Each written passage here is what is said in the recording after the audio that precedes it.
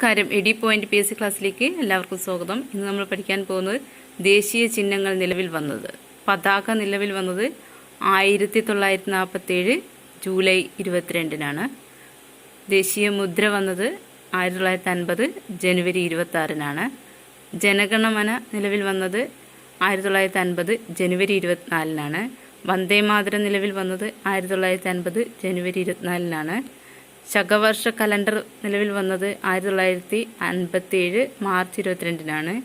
പക്ഷി മയിൽ ആയി പ്രഖ്യാപിച്ചത് 1963 ഫെബ്രുവരി 1-നാണ്.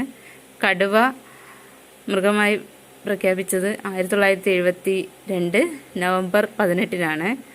നദി ഗംഗയെ അംഗീകരിച്ചത് 2008 നവംബർ 4-നാണ്.